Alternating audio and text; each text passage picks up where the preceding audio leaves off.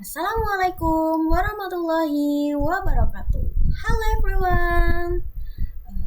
First of all, let me introduce myself. My name is Rismadanti Pranenta Putri with student ID number 201 from the English Language Practice Course or Praktikum Bahasa Inggris.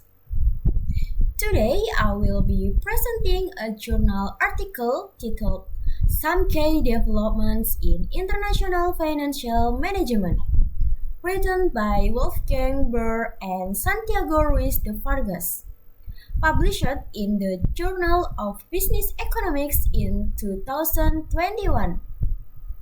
This article discussed how international financial management has developed over the past 4 decades, including research trends, textbook approach, and several important academic contributions.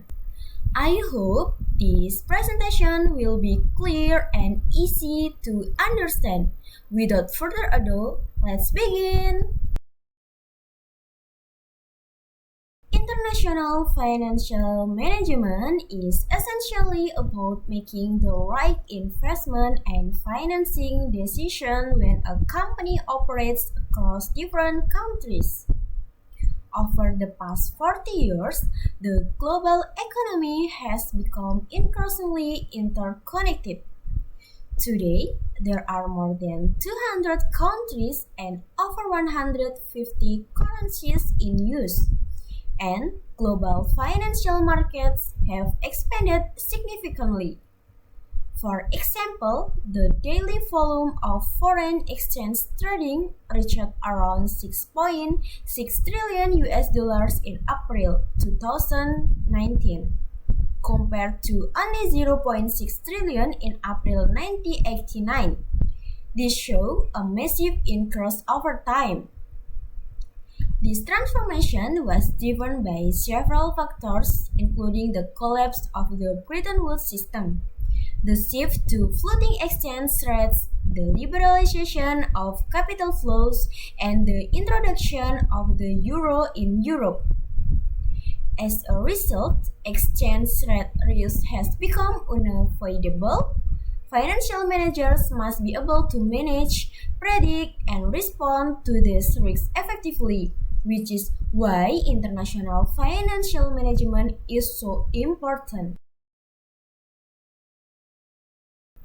To understand current research trends, the authors analyzed papers presented at the European Finance Association annual meetings over a period of more than 10 years. Each year, hundreds of papers are presented and a small but consistent portion focuses specifically on international finance topics. Although the percentage may seem relatively small, it actually shows that international finance remains a specialist but important field. The analysis showed that common research themes include foreign exchange, currency risks, market risks, and asset pricing. These topics are closely related to real-world financial challenges, especially for multinational companies and global investors.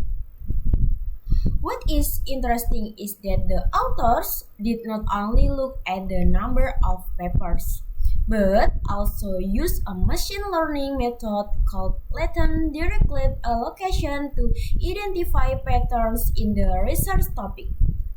In earlier years, research mainly focused on asset pricing, currency risk models, global portfolio management, investment strategies, and the US banking crisis. This reflects the global financial condition at the time, especially after the financial crisis. Meanwhile, in more recent years, the focus has slightly shifted toward bank restocking, corporate debt, currency risk, and mergers and acquisition. These shifts show that researchers are adapting to new financial environment and challenges. In my opinion, this development indicates the international finance is not static field.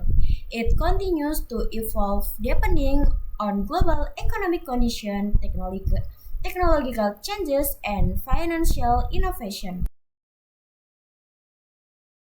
The authors also reviewed several major textbooks to understand how exchange rates are analyzed and predicted.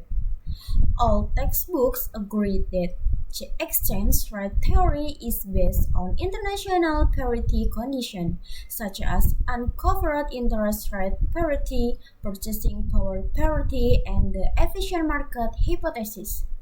These theories provide a strong foundation, but in reality, exchange rate movements are often unpredictable and influenced by many external factors such as political events, economic instability, and market sentiment. In practice, the most common method is the market-based approach, which uses forward exchange rates as predictors of future exchange rates. However, this approach is not perfect. There are several well-known challenges, including inconsistencies in theoretical models and the difficulty of making accurate predictions. Because of this limitation, many experts argue that companies should focus more on managing risk through hedging rather than trying to perfectly predict exchange rates. In my opinion, this is very relevant in today's global economy, where uncertainty is high and financial markets react quickly to new information. Some textbooks also mention technical and fundamental analysis, but these methods are generally considered less reliable for long-term forecasting. When it comes to valuing international investment, textbooks generally recommend the adjusted present value method.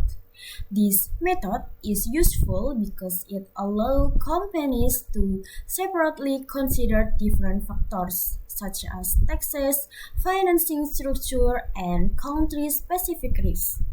In an international context, these factors can be very complex because each country has different regulation, economic condition, and financial systems. For estimating the cost of equity, most textbooks use the capital asset pricing model, especially the global version, which assumes that financial markets are integrated. However, in reality, not all markets are perfectly integrated, especially in developing countries. This means that financial managers need to be careful when applying these models. Another important concept is that valuation results should theoretically be the same whether calculated in domestic or foreign currency. If the results differ, it may indicate hidden financial risk or speculative elements in the investment. This is why accuracy and consistency in valuation are very important. The article also highlights four important research papers that provide deeper insight into international financial management. The first paper develops a comprehensive valuation framework that incorporates multiple types of risk, including exchange rate risk and financial risk.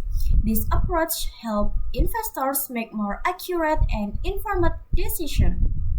The second paper review more than 450 factors that influence stock returns and identifies which ones are truly significant for global investors.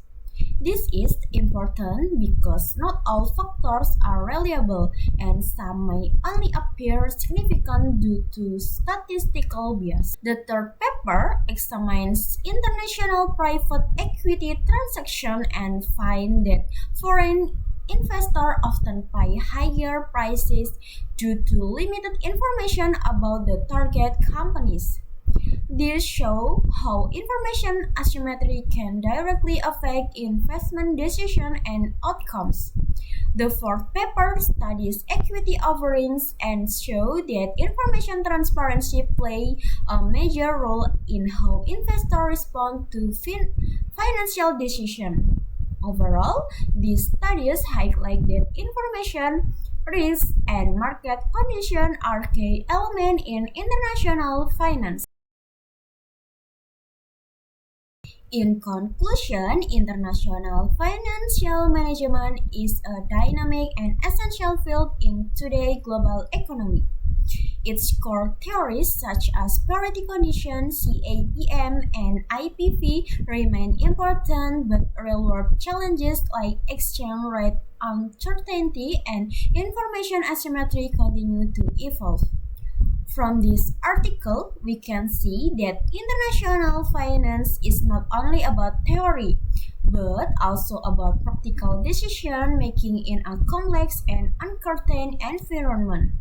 In my opinion, understanding this field is very important, especially for students like us who are studying accounting and finance because it helps us better understand global business activities. That brings me to the end of my presentation. Thank you very much for your attention. I hope this presentation has given you a better understanding of international financial management and its developments. If you have any question, I will be happy to answer them. Wassalamualaikum warahmatullahi wabarakatuh.